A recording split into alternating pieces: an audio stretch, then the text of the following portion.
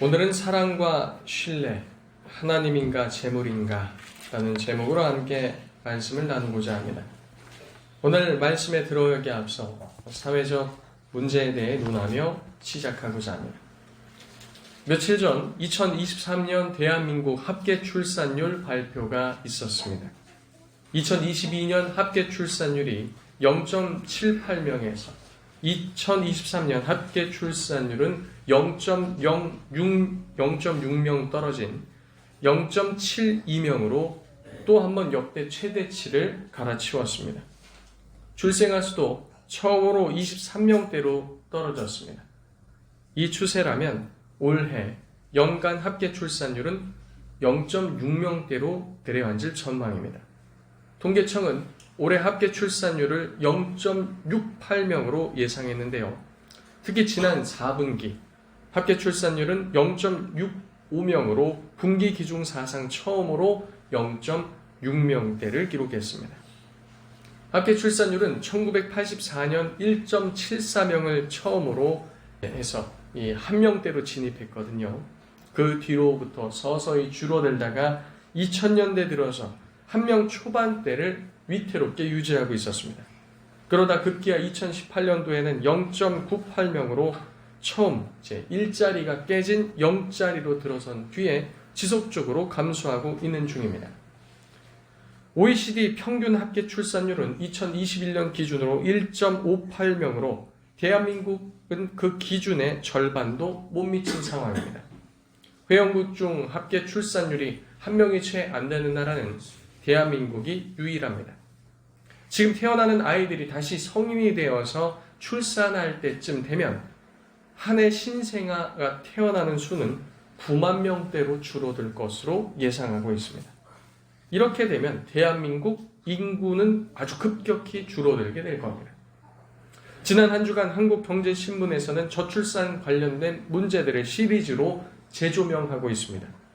여러 특집 기사 중 헤드라인을 차지하고 있는 한 제목 기사는 돈 줄 테니 아이 낳으라, 효과 없어 저출산 벗어나려면 30년 걸릴 수도, 이런 제목의 또 그와 같은 내용들이었습니다. 어떤 기사에는 부부가 총 월 1천만 원 이상을 벌고 있지만 전세 자금 대출 이자, 아이들 유치원비, 학원비, 그리고 부모님 용돈을 드리고 나면 생활비도 빠듯하다라는 인터뷰도 눈에 띄었습니다.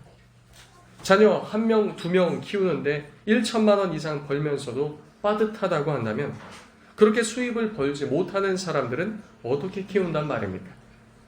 대한민국 역사상 그 어느 때보다 많은 것들을 정부에서 지원해주며 지자체에서도 육아와 자녀 양육을 지원해주는 시대 아니겠습니까? 자녀 키우는데 돈이 많이 들어간다고 하지만 그렇게 안 들어간 시대가 있었는간 또 잘 모르겠습니다. 어떻게 보면 무분별하게 또 과도하게 투입하는 사교육비로 인해서 가계 지출 부담이 늘어난 건 아닌지 모르겠습니다. 저출산 문제는 재정적 문제 때문만은 아닌 듯합니다. 자녀가 1명인데 1,000만 원도 부족하다는 것은 다른 곳에서 문제를 찾아야 함을 말해주는 것입니다. 그런데 이러한 저출산 문제는 교회라고 크게 다르지 않은 듯합니다. 교회 안 청년들도 결혼이 늦어지고 있고 결혼하여도 자녀를 늦게 낳거나 낳지 않는 이유는 무엇과 연관된 것일까요? 교회 청년들은 재정과 연관되어 있음을 고백합니다. 그런데 이것 또한 아이러니합니다. 세상과 달리 믿음으로 접근해야 할 문제조차 세상과 같은 방식으로 접근하고 있기 때문이죠. 청년들은 집 문제가 해결되어야 결혼할 것이 아닌가라고 외치지만 현재 청년주택은 미달 사태를 겪고 있다는 겁니다. 쿠키뉴스에서 2022년에 내놓은 기사의 헤드라인을 보면 4차까지 모집했지만 청년에게 외면받는 행복주택이란 제목의 기사가 올라왔었습니다. 또 그 이유는 청년주택이 8평이라서 작다라는 겁니다. 2023년 한국일보 기사에는 청년은 방 한 칸에서 살라, LH 행복주택 절반은 계약 포기라는 기사도 실렸습니다. 처음에 1370가구 모집에 3774명이 모였는데요. 결과적으로 859가구 미달이 됐다는 겁니다. 저도 그런 비슷한 규모의 오피스텔을 가봤습니다. 저희 카도시 아카데미 자문 목사님이신 이상원 교수님이 오피스텔을 사무실로 쓰고 계시거든요. 근데 제 눈에는 아무리 봐도 살기 괜찮게 여겨졌습니다. 그냥 탁 트인, 그래서 주방도 있고, 그다음에 화장실도 있고, 그다음에 침대도 있고, 그다음에 책장도 있는 그런 오피스텔인 거죠. 그곳은 신혼 출발하기에 상당히 좋아 보였습니다. 원룸이 적은 크기가 아니었기에 책장이나 옷장을 넣어둔다면, 가운데 배치한다면 이 공간을 분리해서 사용할 정도가 되었습니다. 청년은 한 칸에 살라는 제목도 잘 이해가 안 되었습니다. 그럼 4인 기준이 사는 크기의 집, 그리고 2룸, 3룸, 이와 같은 크기와 이 혜택을 청년들에게 주어야 한다는 말입니까? 그렇게 된다면 반대로 4인 가구가 입주할 수 있는 기회가 줄어드니 앞으로도 청년들은 이 작은 평수를 유지하는 것이 충분하다고 봅니다. 청년들을 향한 이러한 국가 정책은 선진국에서도 동일하며 오히려 대한민국은 그보다 더 나은 편에 속합니다. 그런데도 반응이 이와 같은 것은 여러 요인들이 있겠으나 재정적 풍요에 따른 높아진 눈높이 때문이 아닌지 모르겠습니다. 반면 현재 나타나고 있는 현상들은 재정적인 문제에 더하여 다른 문제들도 복합적으로 작용하고 있는 것으로 보입니다. 이런 문제의 당사자들, 이 청년들과 대화를 해보면 그것은 미래에 대한 불안함과 염려 때문임을 알 수 있습니다. 예수님께서는 이런 부분에 성도들로서 어떠한 태도를 가지면서 살아야 될지 오늘 말씀을 통해서 우리들에게 말씀해주고 계십니다. 오늘 다 같이 이 말씀을 좀 보도록 할 텐데요. 우리 19절에서 20절 우리 한 목소리로 읽어보겠습니다. 6장 19절에서 20절 시작. 너희를 위하여 보물을 땅에 쌓아두지 말라. 거기는 종과 동록이 해하며 도둑이 구멍을 뚫고 도둑질하느니라. 오직 너희를 위하여 보물을 하늘에 쌓아두라. 거기는 좀이나 동록이 해하지 못하며 도둑이 구멍을 뚫지도 못하고 도둑질도 못하느니라. 아멘. 고대에는 은행 같은 시설이 없었기에 집 안에 땅을 파서 묻어두는 것이 보통이었습니다. 그렇지 않으면 본인이 생각하는 가장 안전한 제3의 장소에 그의 재물을 보관해 두었습니다. 예수님 당시 로마 시대에는 재상 목록 중에 이 화폐 종류로 금, 은, 이 동전 등이 있었고 또 귀금품 종류로 보석, 유리, 진주 등이 있었으며 또 기타 이 의복들과 곡식들이 있었습니다. 그런데 이 모든 것은 예수님께서 말씀하신 대로 이 땅에서 좀과 동록이 해하며 도둑이 구멍을 뚫고 도둑질한다는 문제가 있었습니다. 지위를 말해 주기도 하며 부의 축척으로서의 의복은 좀벌레로 인해 상하기도 하였으며 머지않아서 헤어지기도 했습니다. 또 금과 은을 제외하고 많이 쓰이는 주화들은 대체로 구리로 제작되었기에 이 동록이라고 하죠. 산화되는 문제가 있었습니다. 곡식 역시 상하기도 하며 기타 해충들과 야생동물 그리고 쥐 등으로 인해 손실이 오기도 했죠. 집안 어딘가 땅에 묻어놓은 재물도 도둑이 담을 넘든지 아니면 당시에 집이 흙을 다져서 만든 집이었기 때문에 그것을 헐고 들어와 도둑질 해가는 일도 많이 있었습니다. 그러니 이 땅에 재물을 쌓아두는 일은 그다지 안전한 일이 아니었다는 것입니다. 그렇다면 오늘날에는 여러 보안 시스템이 잘 되어 있는 은행이 있기 때문에 괜찮다는 것일까요? 그렇지 않습니다. 오늘날에도 모양은 달라졌지만 이 땅에 있는 우리의 재물들을 좀먹고 녹슬게 하고 속이거나 빼앗아가는 도둑질하는 일들이 여전하다는 겁니다. 그렇게 예수님께서는 이 말씀들을 통해 이 땅에 쌓아둘 때 있을 일들에 대해서 경고하시는 겁니다. 이 경고함이라 함은 경고함을 듣고 좀이나 동록이나 도둑질을 하지 못하도록 막으라는 것이 아닙니다. 20절에서 말씀하시는 것과 같이 하늘에 쌓아두라라는 것이죠. 이 말씀과 비슷한 패턴은 다른 본문들에도 발견됩니다. 먼저 잠언서 8장 10절에 보면 너희가 은을 받지 말고 나의 훈계를 받으며 정금보다 지식을 얻으라고 말씀하십니다. 또 요한복음 6장 27절에 썩을 양식을 위하여 일하지 말고 영생하도록 있는 양식을 위하여 하라. 이 양식은 인자가 너희에게 주리니 라고 말씀하셨습니다. 다른 말로 하면 삶의 가치를 은이나 정금에 두지 말 것을 말하고 계시는 것이죠.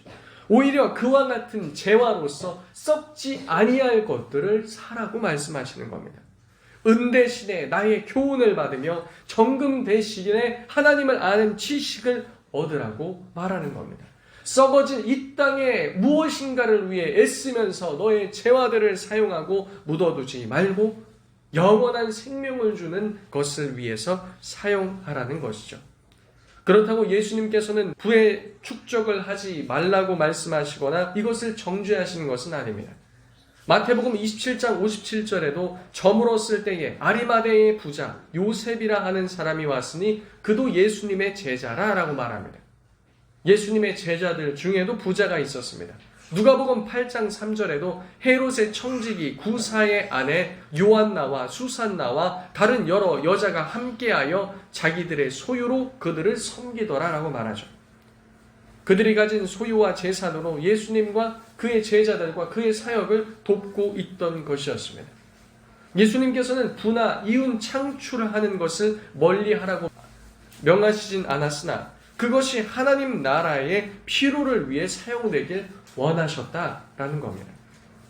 하지만 재물이 하나님 나라와 그의 의를 위해서 제대로 사용되지 않을 경우와 또한 그것을 가지고 있으며 잘 다루지 못할 때의 요인은 자신에게 돌아올 수 있음을 경고하고 계시는 것이죠.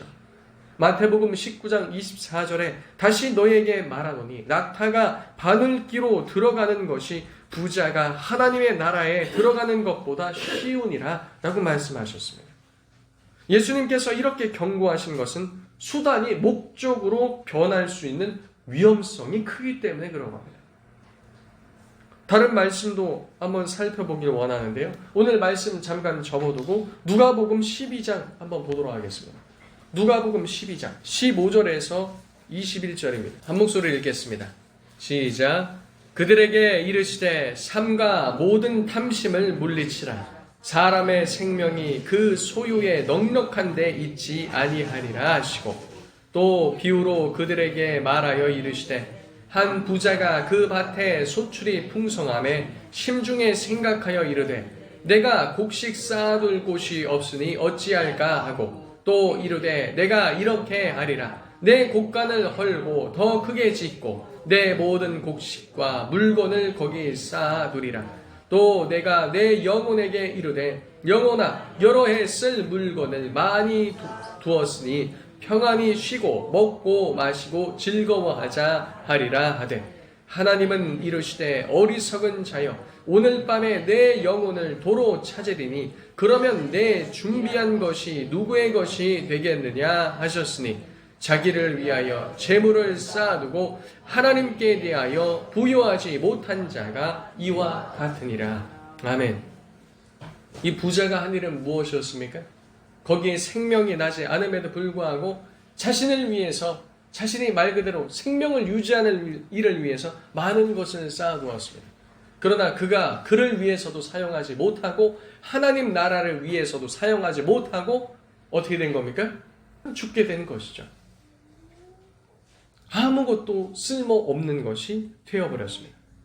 특별히 마지막 절에 자기를 위하여 재물을 쌓아두고 하나님께 대하여 부요하지 못한 자가 이와 같이 어리석음에 빠지는 것을 예수님은 말씀하셨습니다.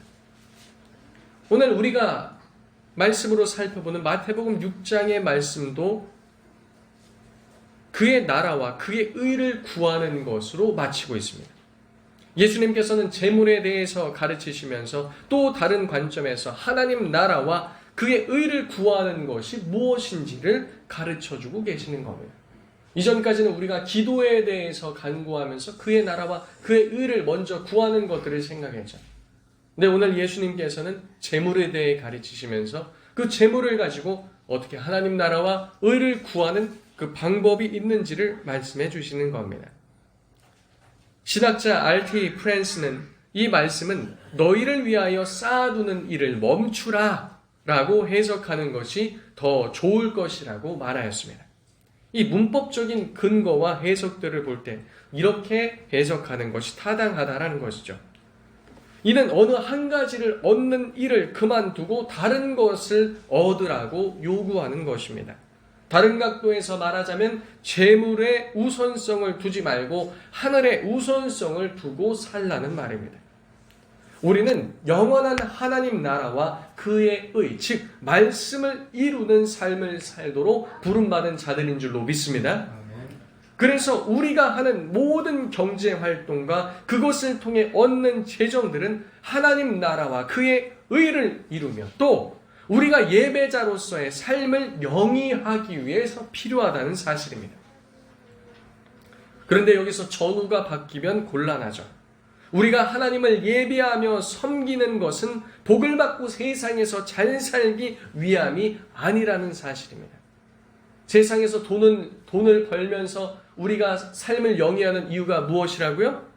예배자로서 살기 위해, 그의 나라와 그의 의를 위해서 살기 위해 돈도 벌고 삶을 유지하는 거지, 삶을 유지하고 돈을 버는 것이 먼저고 하나님 나라가 뒤따라오지 않는다는 겁니다.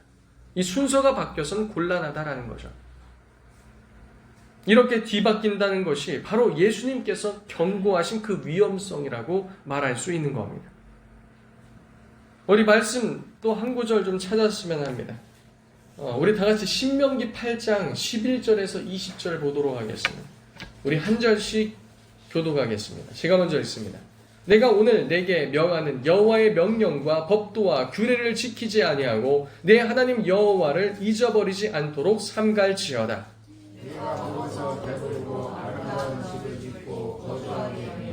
또 내 소와 양이 번성하며 내 은금이 증식되며 내 소유가 다 풍성하게 될 때에 내 마음이 교만하여 내 하나님 여호와를 잊어버릴까 하며 여호와는 너를 그 땅 정되었던 집에서 끌어내시고 너를 인도하여 그 광대하고 위험한 광야 곧 불뱀과 전갈이 있고 물이 없는 간조한 땅을 지나게 하셨으며 또 너를 위하여 단단한 반석에서 물을 내셨으며 내 조상을 도와주지 못하던 만나라의 광야에서 내게 모으시나 이는 다 너를 낮추시며 너를 시험하사 내게 복을 주려 하시느니라.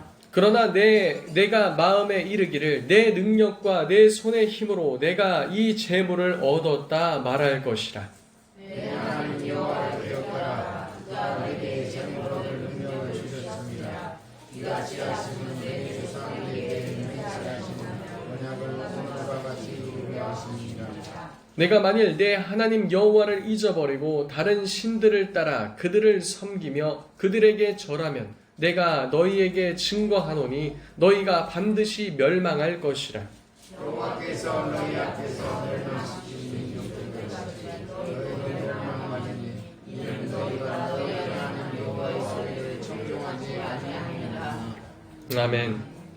위 말씀은 이스라엘 백성들이 하나님의 약속을 따라 적과 꿀이 흐르는 땅이요 풍요로운 땅인 약속의 땅에 들어갔을 때 주의해야 될 일들을 말씀하시는 겁니다. 하나님께서 그들을 가나안 땅에 인도하시는 것은 그들이 그 적과 꿀이 흐르는 풍요로운 땅에서 잘 먹고 잘 살게 하기 위함이 아니었기 때문입니다. 가나안 땅은 구약의 관점에서 보면 이스라엘 백성들이 하나님과 함께 거하는 성소와 같은 곳이었습니다.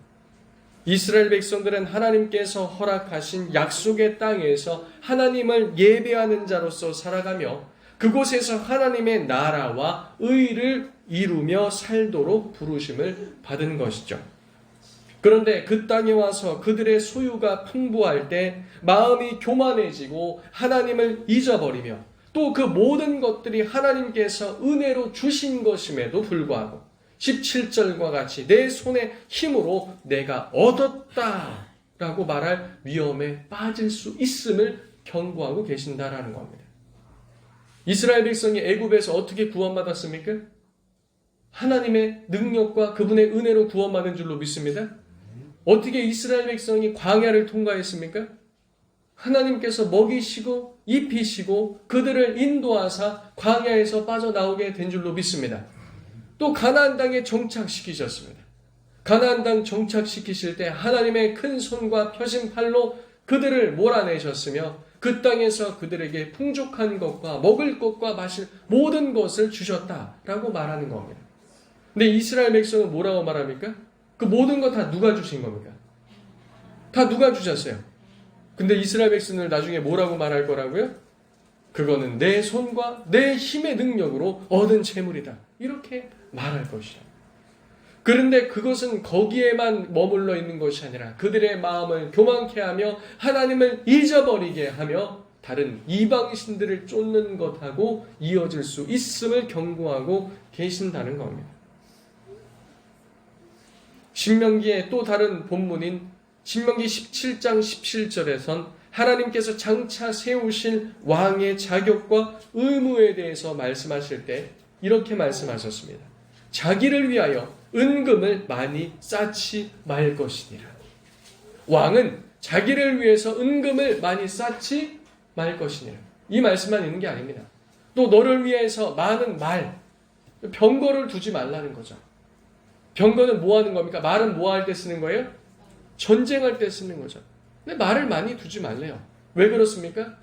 전쟁은 하나님께서 계시며 이스라엘은 하나님께서 만군의 여호와로서 친히 지키시기 때문에 병마를 많이 두면 안전하게 느낄 수 있겠죠. 하지만 너는 그렇게 되면 이제 하나님을 의지하는 게 아니라 너의 병마들을 의지할 거라라는 거예요. 너의 마병들을 의지할 거다. 이렇게 말씀하시는 겁니다. 재물도 많이 쌓아두면 무엇을 의지할 거다? 재물을 의지할 거다. 왜 왕에게 이런 말씀을 하셨을까요? 그 재물이 그의 눈을 멀게 하지 않기 하기 위해서. 또 왕은 재물을 의지하는 자가 아닌 하나님을 의지하는 자가 됐어야 하기 때문입니다. 예수님께서는 예수님을 따르는 무리들에게 그래서 보화를 하늘에 쌓아두라고 말씀하신 것도 같은 맥락인 것이죠. 예수님께서도 내 제자가 되려면 이라고 말씀하시며 나보다 너 처를 사랑하거나 나보다 너의 자녀를 사랑하거나 나보다 다른 어떤 것들을 사랑하는 자는 내게 합당한 자다 아니다? 합당한 자가 아니라는 겁니다. 내 마음이 너의 아내에게 있다면 네 마음이 하나님 나보다 너의 자녀에게 가 있다면 그것조차 다 무엇이 될 수 있어요? 우상이 될 수 있음을 경고하고 계시는 것이죠. 예수님께서는 보다 직설적으로 마태복음 6장 21절에 말씀하셨습니다. 내 보물이 있는 그곳에는 내 마음도 있느니라. 잠언서 4장 23절엔 모든 지킬 만한 것 중에 더욱 내 마음을 지키라. 생명의 근원이 이에서 남이니라 라고 말씀하십니다. 재물은 우리가 하나님의 뜻에 따라 잘 사용해야 할 것이지 우리가 그곳에 마치 생명이 근원이 나는 것처럼 해서는 안 된다라는 것이죠. 사도 바울도 디모데전서 6장 17절에서 19절 말씀에 내가 이 세대의 부한 자들에게 명하여 마음을 높이지 말며 정함없는 재물에 소망을 두지 말고 오직 우리에게 모든 것을 후히 주사 누리게 하시는 하나님께 두며 선을 행하고 선한 사업을 많이 하고 나누어 주기를 좋아하며 너그러운 자가 되게 하라. 이것이 장래에 자기를 위하여 좋은 터를 쌓아 참된 생명을 취하는 것이다 라고 말씀하셨습니다. 당시에 있던 부자들에게도 물질의 소망이 두는 것이 아니라 그의 나라와 그의 의를 구하며 주를 위해서 네가 가진 것으로 섬기며 살라라고 말씀하시는 것이죠. 우리는 이렇게도 생각합니다. 나에게 그런 재물을 주시면 나는 그렇게 할 수 있겠노라고. 그렇지 않습니다. 가나안 땅에 들어갔던 이스라엘 백성들 대부분 어떻게 됐습니까? 그들이 주신 그 모든 것들을 가지고 온전히 하나님을 섬겼습니까? 아니면 신명기 말씀대로 실패했습니까? 실패했어요. 재물을 많이 가지면 내가 그것으로 하나님 섬기겠다? 그렇지 않습니다. 지극히 작은 것에 충성된 자가 충성된 거예요. 작은 것에도 충성되고 헌신치 못한 자는 많은 것이 있을 때 더 두려워 떨게 되죠. 위의 말씀은 단지 부자들 뿐만이 아니라 모든 자들이 어떻게 그 재정을 사용해야 하는지를 보여주는 예라고 할 수 있습니다. 다시 오늘 마태복음 6장 본문으로 하세요. 이어지는 22절과 23절은 21절에 대한 설명으로 보셔도 됩니다. 눈은 빛을 받아들여 이 상을 판단합니다. 뿐만 아니라 보게 된 상을 통해 나아갈 방향과 길을 결정하게 되죠. 그래서 등불같이 우리의 눈은 우리가 무엇을 보고 우리의 눈에 무엇을 담아 두는지에 따라 우리가 나아갈 방향과 길을 결정한다라는 겁니다. 그런데 그 눈이 어두워지면 길을 찾을 수 없어 넘어지고 방황하며 헤매듯이 우리의 마음이 하나님께 있어야 하는데 재물로 가 있다면 영원하신 하나님 나라로 인도함 받는 그 길이 어두워질 수 있다라는 것입니다. 24절은 눈이 어두워진 결과와 밝을 때의 결과가 이 땅에서 어떻게 나타날지를 잘 말해주고 있습니다. 우리 다 같이 6장 24절 읽어보겠습니다. 시작. 한 사람이 두 주인을 섬기지 못할 것이니 혹 이를 미워하고 저를 사랑하거나 혹 이를 중히 여기고 저를 경히 여김이라. 너희가 하나님과 재물을 겸하여 섬기지 못하리라. 아멘. 빛과 어둠이 공존할 수 없듯이 눈에도 등불과 어둠이 함께할 수 없다는 겁니다. 재물의 문제는 단지 나아갈 방향과 길에 관한 문제가 아니라 주인을 섬기는 문제까지 확장된다는 것이죠. 실상 눈이 밝고 어둡고는 섬기는 주인으로 인해 좌지우지 된다는 것입니다. 이는 미워하고 사랑하는 문제이며 중히 여기고 반대로 경히 여기는 문제다라는 겁니다. 예수님께서는 돈을 원어로 의인화시키고 인격화시켜서 그도 신과 같은 위치에 오를 수 있는 대상이 될 수 있음을 우리들에게 말해주고 있는 겁니다. 여기서는 누가 우리를 먹이고 입히는지에 대해서 우리가 어떠한 기준을 가지고 살아가는지에 대해서 결정을 해야 한다라는 거죠. 하나님은 우리를 먹이시고 입히시는 줄로 믿습니다. 그분은 우리에게 생명을 주시는 분인 줄로 믿습니다. 근데 돈도 어떻게 됩니까? 돈도 유사하죠. 돈도 먹을 것과 입을 것을 공급한다라는 거예요. 둘 중에 누구를 주인으로 섬기겠는가? 라고 주님께서 말씀하시는 것입니다. 25절에 예수님께서는 재물이 가져다 줄 수 있는 결과인 먹고 마시는 것에 대해 또 옷을 걸치는 몸에 대해 생각하기보다 더 중요한 것에 관심을 가지라고 말씀하고 계십니다. 그것은 영혼과 목숨에 관한 것이었습니다. 예수님께서는 하늘의 새를 예로 드셨습니다. 유대인들은 하나님께서 공중의 새를 먹이신다는 생각을 가지고 있는 그것을 끌어들여서 오늘 자신의 가르침을 더해 설명하십니다. 여기에는 세 가지 동사가 사용되는데요. 심다, 거두다, 모아들이다 라는 단어들입니다. 이 세 가지는 인간이 가진 재물에 대한 모습, 태도를 보여줍니다. 그렇다고 우리는 아무것도 하지 않아도 된다는 것이 아닙니다. 하늘의 공중의 새, 하나님께서 먹이시지만 새도 먹이를 찾기 위해 부지런히 날아다니며 애를 쓰죠. 하늘의 새는 그날 먹을 것을 얻을 수 있을지 없을지 알지 못합니다. 그러나 새는 먹이를 찾기 위해 어떻게 하죠? 비행을 한다라는 겁니다.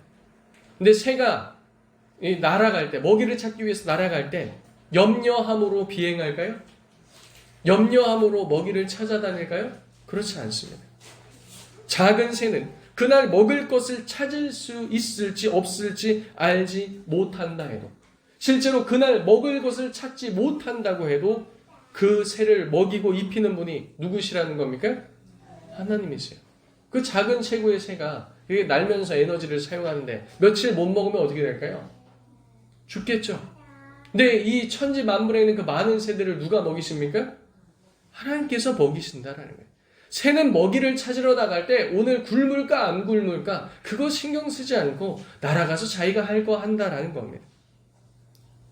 새는 염려함으로 그의 생명을 연장할 수 없듯이 우리도 염려함으로 목숨을 연장할 수 없다라는 겁니다. 27절에 나오는 키를 한 자라도 더할 수 있겠느냐. 여기서 말하는 키라는 단어가 생명, 목숨이라는 단어입니다. 너희가 생명을, 목숨을 조금이라도 더 연장시킬 수 있느냐?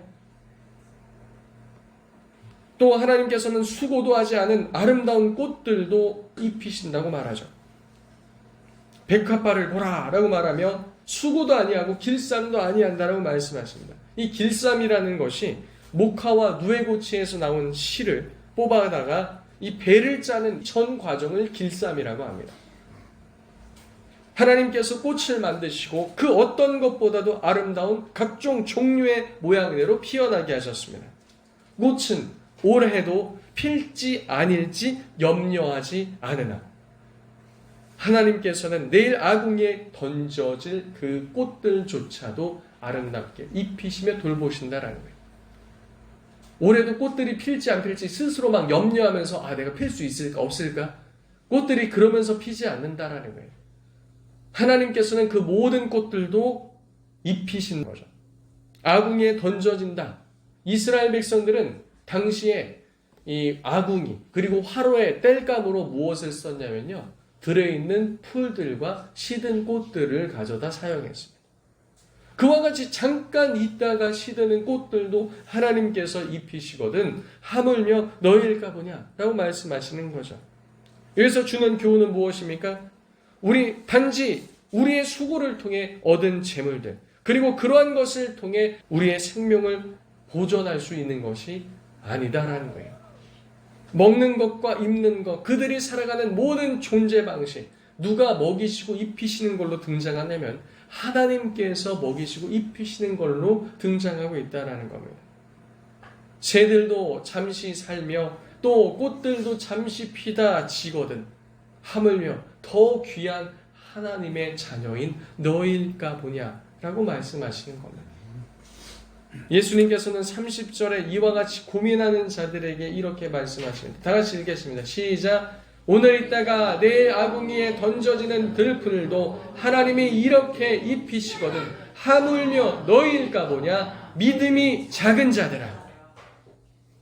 서론에서 이야기한 바와 같이 인생의 절반 이상은 결혼 생활이며 자녀들을 키우고 양육하는 세월이라고 할 수 있는데요. 시작부터 사람들은 염려와 두려움 때문에 시작조차 하지 못하고 막히는 이런 모습들을 우리는 볼 수 있습니다. 염려와 두려움, 반대말로 제시하는 것은 오늘 본문에서 명시되진 않았으나 30절에 말하는 믿음을 통해 알 수 있는 것은 바로 하나님을 향한 신뢰다라는 거예요. 염려의 반대말이 무엇이라고요? 신뢰. 염려의 반대말 무엇이라고요? 신뢰. 어찌 보면 오늘날 가장 큰 문제는 하나님을 신뢰하지 못한다는 것과 하나님에 대한 과소평가가 아닌가라는 생각이 듭니다. 하나님은 과소평가해요. 돈은 크게 평가합니다. 그리스도인들도 똑같아요. 하나님 없인 살지만 돈 없인 못 사는 것처럼 살아갑니다. 하나님은 이것을 해결하지 못할 것처럼 말하고 생각하지만 돈은 해결할 수 있는 것처럼 말하고 생각해요. 청년들도 나름대로의 인생 계획을 쭉 세워놓습니다. 잘하는 것입니다. 내가 청년기에 열심히 대학을 졸업하고 그 다음에 직장을 취직하고 그 다음 학자금도 갖고 얼마를 어떻게 벌 수 있는데 이거 하다가 집을 마련하려면 결혼을 하려면 어느 정도를 벌어야 되고 또 그렇게 된 다음에 결혼을 한 다음에 자녀를 낳으려면 자녀는 어떤 주기에 따라서 얼마 정도의 돈이 드니까 나는 이렇게 준비해야 되는데 그게 안 되니까 나는 아무것도 할 수 없다. 교회 안 청년들도 이렇게 얘기하는 것을 가만히 들어보면요. 자신의 모든 삶을 주관하려고 하는 이가 바로 그 자기 자신임을 발견하게 됩니다. 마치 마르다가 자신의 인생이라는 판 위에 모든 것을 주관하려고 했던 것처럼 말이죠. 하나님은 어디쯤에서 역사하셔야 됩니까? 그러니까 그렇게 계획한 게 나쁘다는 게 아니에요. 계획했으면 나머지는 누구에게 맡기고 나아가야 됩니까? 하나님. 그 모든 것을 자신의 계획과 주관과 자신의 틀에 맞춰서 여기서 벗어나면 마치 하나님 어디 계시는 거예요? 그냥 하늘에만 앉아 계시는 분입니까? 청년들뿐만 아니죠. 우리 모두 다 마찬가지입니다. 어느 지점에서 하나님께서 일하셔야 합니까? 우리들은 하나님께서 일하셔야 될 그 부분들을 남겨놓아야 할 줄로 믿습니다. 오늘날 우리는 하나님께서 먹이시고 입히시며 우리의 삶을 책임지신다는 그 믿음을 가지고 살아야 할 줄로 믿습니다. 이게 신뢰예요. 신뢰. 자녀들이 부모와 함께 살면서도 부모가 날 먹여 살릴 수 있을까 고민하면서 늘 의심한다고 생각해 보십시오. 저희 딸들 비치서리가 있습니다. 비치서리가 고민하는 겁니다. 올해 2024년에도 아빠 엄마가 어린이집 보내줄 수 있을까? 내일도 어린이집 갈 수 있을까?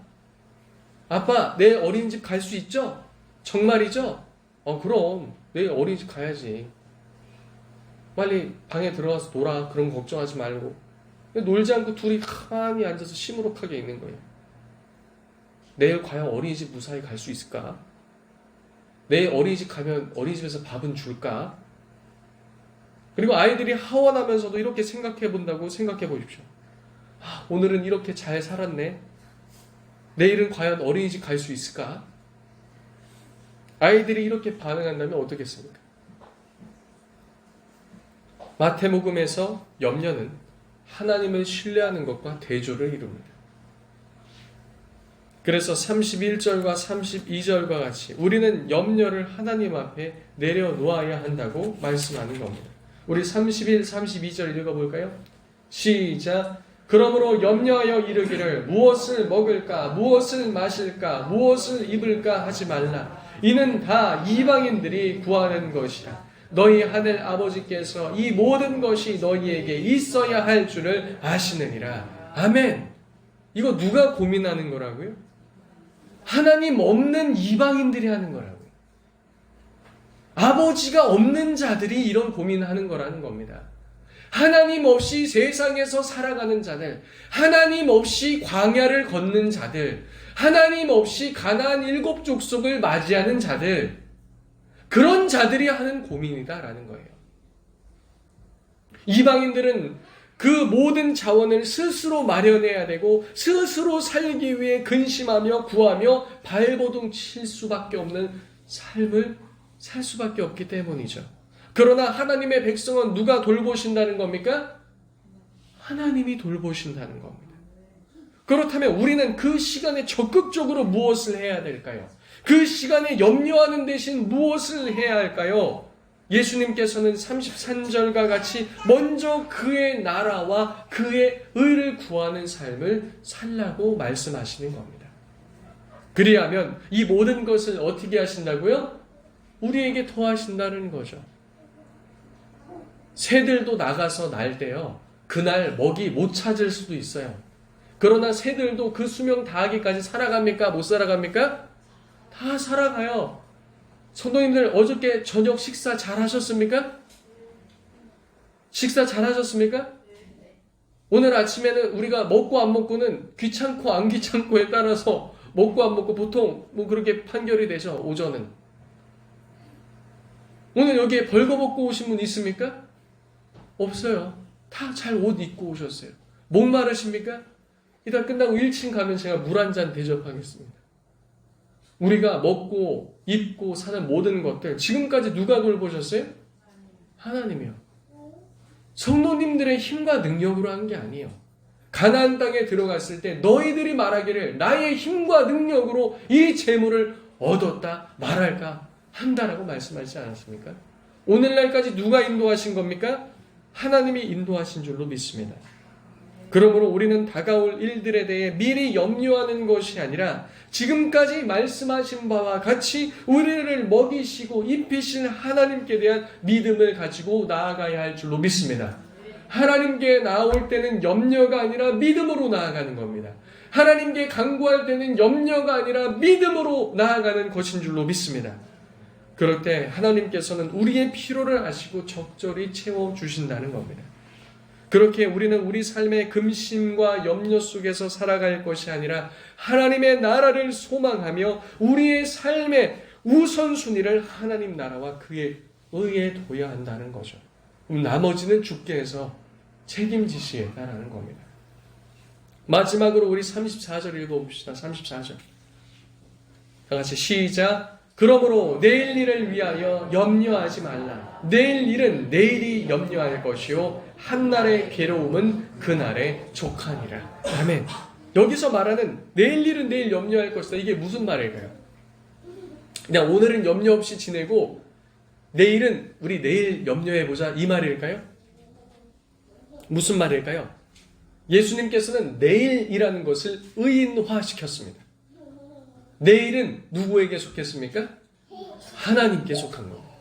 미래는 하나님께 속한 겁니다. 예수님이 그걸 말씀하시는 거예요. 내일은 내일이 염려할 것이다. 따라서 내일 일을 염려하는 것은 우리가 할 것이 아니라 하나님께서 염려하실 일이다라는 거예요.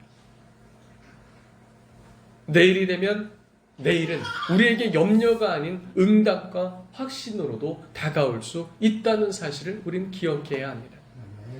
왜냐하면 우리 인생은 먹고 사는 것에 달려있는 것이 아니라 하나님 손에 달려있기 때문인 줄로 믿습니다. 그러므로 너희는 너희를 위하여 재물을 이 땅에 쌓아두지 말고 하늘에 쌓아두라.